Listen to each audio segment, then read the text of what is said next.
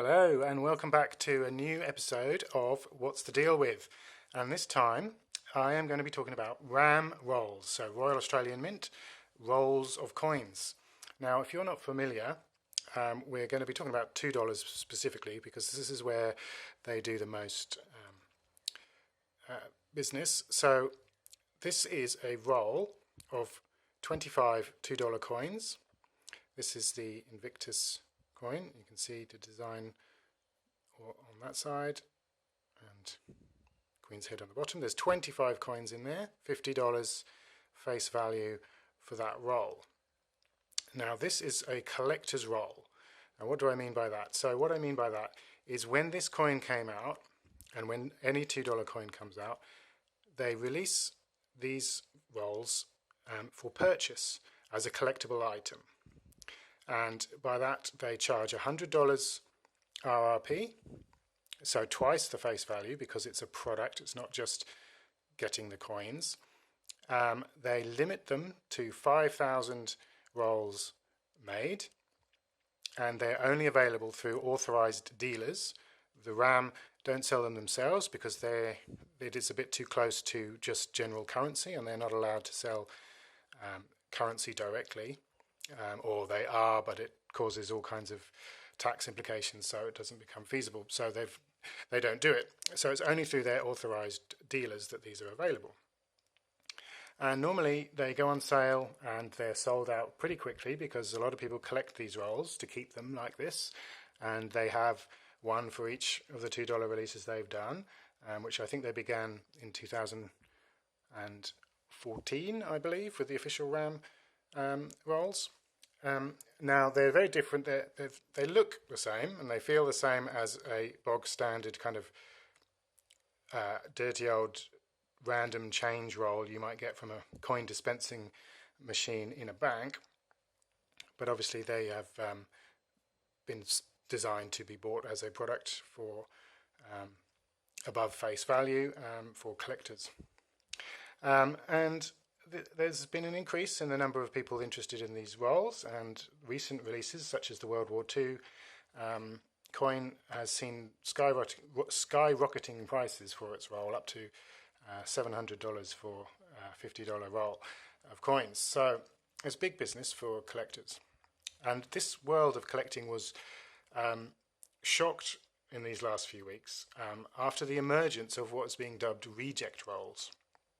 So what happened is people started to sell rolls on eBay and other forums for selling of coins where they were official RAM rolls, as in with this official RAM paper, which should only exist on these 5,000 limited collectors rolls. But they were either, they were not the traditional head-tails formulation, which is where you have the tail, the design on one end, and the head, the Queen's head, on the other. They were selling them, and they were either tails, so had the design showing on both sides, or head, with the Queen on both sides. Obviously, with the Queen on both sides, that makes it hard to know what exactly is inside. Anyway, these have not been invisible before. These have happened before, but what happened was people were getting them dispensed out of, like you'd get these coins out of any old bank kind of cash machine. Suddenly people were finding them dispensing official RAM rolls, and a few savvy sellers at first weren't revealing that that's where they got them, but soon it became apparent because more and more people were finding them, and word spread, and people were going, what on earth's going on? How come there are RAM rolls coming out of my bank machine? And initially they thought it was a mistake. Perhaps the wrong paper had been sent to some people. Maybe some people thought maybe some very rich seller accidentally gave his collection into the bank.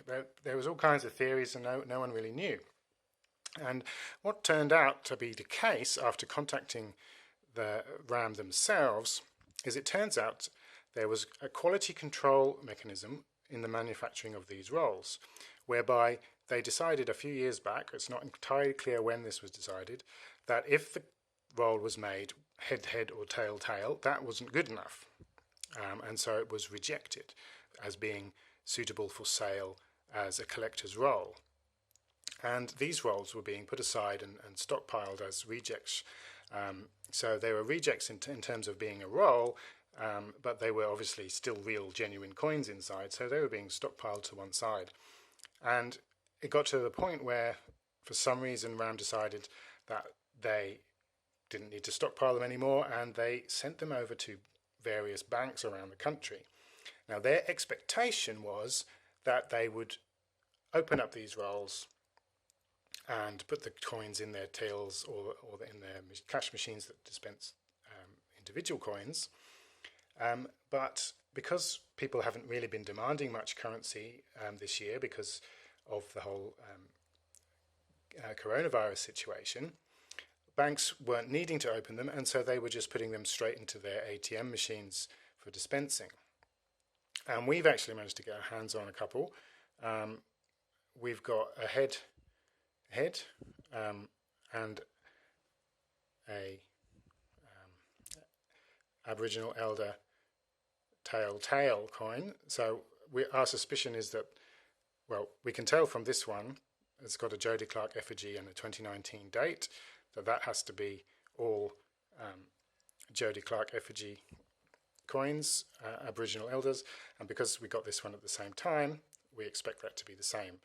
Technically, because the date is not visible, this could be any year, but it can't be any year because they only made elders into a roll for 2019 Jody Clark special box set, or back in 2017 when they did the whole set, or theoretically it could also be a changeover, but that's unlikely. There's been no evidence of any reject changeover rolls, so highly likely to be Jody Clark.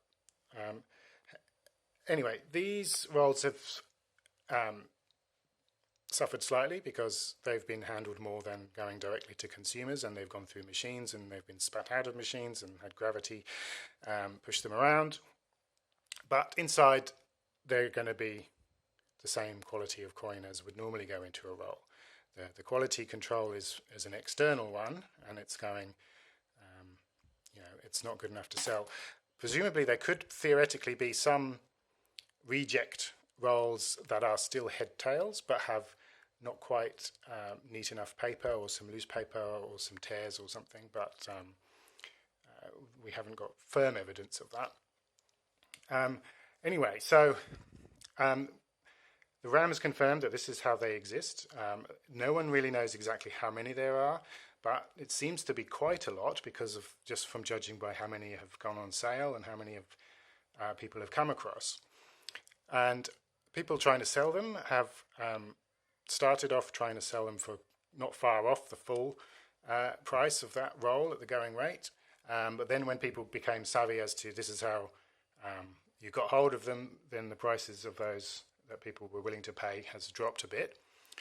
But it's also had an onset effect of people expecting the genuine RAM rolls to drop in price because people see them as, this is a bad example because there's been no real reject rolls for this particular coin, but it was the only one I had to hand. But people are thinking, well, if there's this many more rolls, the price is going to go down because it's not limited to 5,000 and there are these other cheaper rolls.